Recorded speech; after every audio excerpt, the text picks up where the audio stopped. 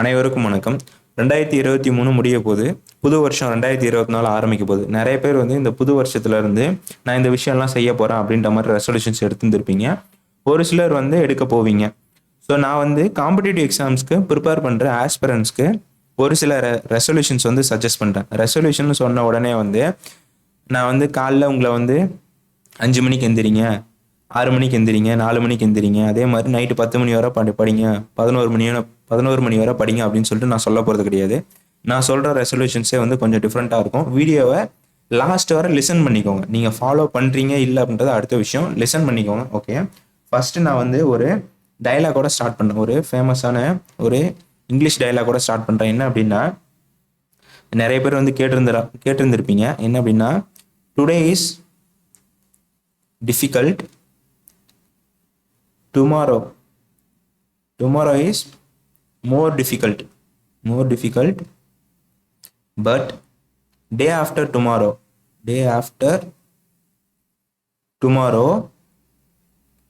is easy. So இந்த மாதிரி ஒரு டைலாக் கேட்டு வந்திருப்பீங்க. ஏன் அப்படின்னா டே ஆஃப்டர் டுமாரோ இஸ் ஈஸின்னு ஏன் சொல்கிறாங்க அப்படின்னா, ஒய் அப்படின்னு கேட்குற போது, டுமாரோவே வந்து, அதாவது இன்னைக்கு டுடே, நாளைக்கு டுமாரோவே வந்து நிறைய பேர் வந்து குவிட் பண்ணிடுவாங்க, அதாவது ஃபீல்டை விட்டு வெளில போயிடுவாங்க அப்படின்றத சொல்கிறாங்க. ஸோ அப்போ தான் அப்படி ஃபீல்டை விட்டு நிறைய பேர் வெளில போகும்போது உங்களுக்கு வந்து அடுத்த நாள் வந்து ஈஸியாக இருக்கும் அப்படின்ற மாதிரி சொல்கிறாங்க. ஸோ நான் இதை வந்து ஏன் சொல்ல வரேன் அப்படின்னா, நீங்கள் வந்து ஒரு ஆஸ்பிரண்ட்டாக இருக்கீங்க அப்படின்னா, ஸோ உங்ககிட்ட வந்து கன்சிஸ்டன்சி அப்படின்றது தான் ரொம்ப முக்கியம். ஸோ நீங்களும் வந்து நாளைக்கே வந்து குவிட் பண்ணுறவங்களா இருந்துடக்கூடாது. ஸோ இன்னைக்கு வந்து நீங்கள் படிக்கிறீங்க அப்படின்னா கஷ்டமாக தான் இருக்கும். நாளைக்கு படிக்கிறீங்க அப்படின்னா அதுவும் கஷ்டமாக தான் இருக்கும். உங்களுக்கு எப்போ ஈஸியாக இருக்கும் அப்படின்னா, நீங்கள் வந்து கஷ்டப்பட்டு படிக்கிறீங்க அப்படின்னா அந்த போஸ்டிங் வாங்குற போது தான் உங்களுக்கு வந்து ஈஸியாக இருக்கும். சரிங்களா? அதனால தான் வந்து நான் இதை சொல்கிறேன். ஸோ இப்போது நம்ம எடுத்துக்க போகிற ரெசல்யூஷன்ஸை நம்ம பார்க்க போகிறோம். ஓகே, ஃபஸ்ட்டு வந்து என்ன அப்படின்னா, உங்களையே நீங்கள் வந்து நம்பணும். நம்மளை நம்பணும். ஸோ மற்றவங்க என்ன சொன்னாலும் அது வந்து அவங்களோட பாயிண்ட் ஆஃப் வியூ. ஃபஸ்ட்டு வந்து நீங்கள் வந்து உங்களையே வந்து பிலீவ் பண்ணணும். என்னால் முடியும் அப்படின்ற மாதிரி உங்களையே நீங்கள் வந்து பிலீவ் பண்ணி, நான் வந்து ஓகே இந்த எக்ஸாம்ஸ்க்கு நான் வந்து படிக்க போகிறேன், என்னால் இந்த எக்ஸாம் படிக்க முடியும் அப்படின்னு சொல்லிட்டு உங்களையே நம்பி நீங்கள் வந்து இறங்கணும். அடுத்த விஷயம் என்ன அப்படின்னா, நீங்கள் வந்து நான் வந்து ஃபுல் மோட்டிவேட் ஆகிட்டேன், நாலுலேருந்து நான் வந்து காலைல 4 மணிக்கு எந்திரிச்சு படிக்கிறேன், 4 மணிலேருந்து நைட்டு 10 மணி வரை படிக்கிறேன் அப்படின்னா ஓகே, சூப்பர். ஆனால் அடுத்த நாள் வந்து நீங்கள் வந்து இதே 4 மணிக்கு எந்திரிச்சு படிக்க முடியுமா அப்படின்றத நீங்களே வந்து பார்த்துக்கணும்.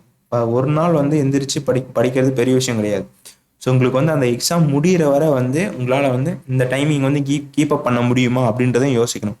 ஸோ நீங்கள் வந்து 4 மணிக்கு எந்திரிங்க, 5 மணிக்கு எந்திரிங்க, 6 மணிக்கு கூட எந்திரிங்க, பிரச்சனையே கிடையாது. கன்சிஸ்டன்சியாக பாருங்கள்.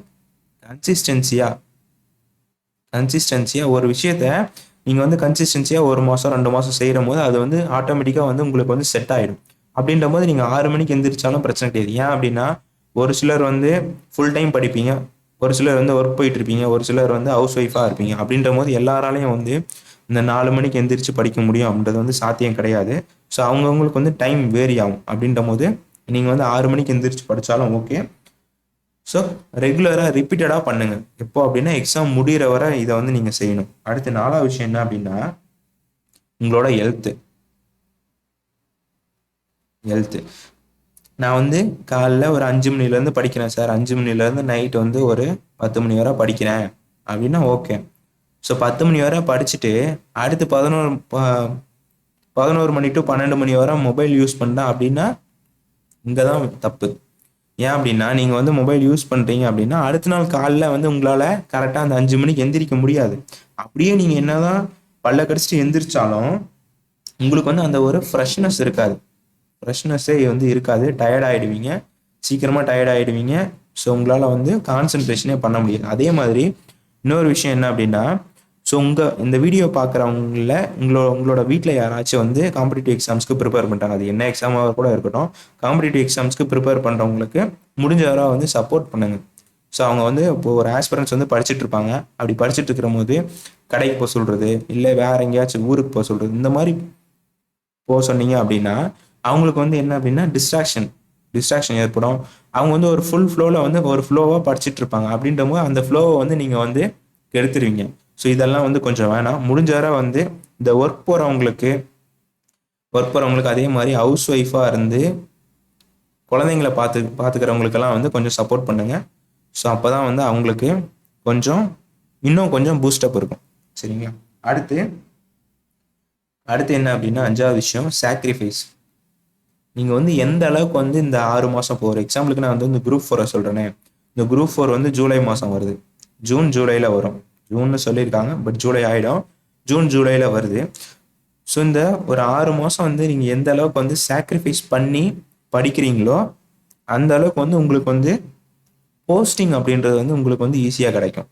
ஸோ எந்த அளவுக்கு நீங்கள் சாக்ரிஃபைஸ் பண்ணுறீங்க அப்படின்றது வந்து, அதாவது உங்களோட போஸ்டிங் நீங்கள் வாங்குற போது நீங்கள் எந்த அளவுக்கு சாக்ரிஃபைஸ் பண்ணிடுறீங்க அப்படின்றது அங்கே ரிஃப்ளெக்ட் ஆகும். ஓகே, அடுத்து லாஸ்ட் ரெசல்யூஷன் நான் என்ன சொல்கிறேன் அப்படின்னா, இப்போது ஒரு எக்ஸாம்பிளுக்கே இந்த குரூப் 4 எடுத்துப்போம். இந்த குரூப் 4 அப்படின்றது ஜூன் ஜூலையில் வரப்போகுது. ஒரு ஆஸ்பிரண்ட்டாக நீங்கள் வந்து என்றைக்குமே வந்து நமக்கு இந்த எக்ஸாம் தான் வந்து லாஸ்ட் எக்ஸாம் அப்படின்னு சொல்லிட்டு நீங்கள் வந்து என்றைக்குமே வந்து நினச்சிடவே கூடாது. ஏன் அப்படின்னா அப்படி நினச்சாலே வந்து உங்களுக்கு வந்து ப்ரெஷர் அப்படின்றது இன்னும் அதிகமாக ஆரம்பிச்சிடும். ப்ரெஷர் அப்படின்றது அதிகமாகும். அப்படி நினச்சிடவே கூடாது. ஒன்றும் இல்லை, இப்போது நமக்கு வந்து இந்த எக்ஸாம் தான் ஃபைனல் அப்படின்றது நினச்சிடவே கூடாது. இப்போ நீங்கள் இந்த குரூப் 4க்கே படித்தாலும் ஒன்றும் பிரச்சனை கிடையாது. ஜூன் ஜூலையில் குரூப் 4 வருது. அடுத்து அதே சிலபஸில் நமக்கு வந்து குரூப் 2 வருது. எப்போ அப்படின்னா ஆகஸ்ட்டில் வருது. ஸோ இந்த மாதிரி வந்து இந்த எக்ஸாம் இல்லைன்னா என்ன, அடுத்த எக்ஸாம். ஸோ இந்த எக்ஸாமில் நம்ம என்ன தப்பு பண்ணோம் அப்படின்றத பார்த்துட்டு அடுத்த எக்ஸாம் ஈஸியாக வந்து முடிச்சுட்டு போயிட்டே இருக்கணும். அதுக்கு நீங்கள் என்ன பண்ணணும் அப்படின்னா, ஒவ்வொரு எக்ஸாம் வருது அப்படின்னா அந்த எக்ஸாமில் நம்மளோட பெஸ்ட்டை கொடுக்குறோமா, நம்மளோட பெஸ்ட்டை கொடுக்குறோமா அப்படின்றத தான் நீங்கள் வந்து பார்க்கணும். நம்மளோட பெஸ்ட்டை வந்து இந்த எக்ஸாமில் கொடுத்தோமா அப்படின்றத தான் நீங்கள் வந்து பார்க்கணுமே தவிர்த்து, ஸோ இந்த எக்ஸாம் தான் நமக்கு வந்து கடைசி எக்ஸாம், இந்த எக்ஸாமில் எப்படியும் வேலைக்கு போயே ஆகணும் அப்படின்ற மாதிரி நீங்கள் யோசிச்சிங்கனாலே நல்லது தான். பட் இருந்தாலும் அது வந்து உங்களுக்கு எக்ஸ்ட்ரா ப்ரெஷராக இருந்துடக்கூடாது. அதுக்காக தான் நான் சொல்ல வரேன். ஓகே, ஸோ முடிஞ்ச வரை வந்து இந்த பாயிண்ட்ஸ்லாம் வந்து உங்களுக்கு ஹெல்ப்ஃபுல்லாக இருக்கும் அப்படின்னு நினைக்கிறேன். ஸோ அனைவருக்கும் அட்வான்ஸ் ஹாப்பி நியூ இயர். அதே மாதிரி உங்களோட நீங்கள் எடுத்துக்கொண்ட இலக்கு அப்படின்றதோட உங்களோட கனவு வந்து நினைவாக என்னோட வாழ்த்துக்கள். ஓகே, வாழ்த்துக்கள். வேற ஒரு வீடியோவில் சந்திப்போம். நன்றி.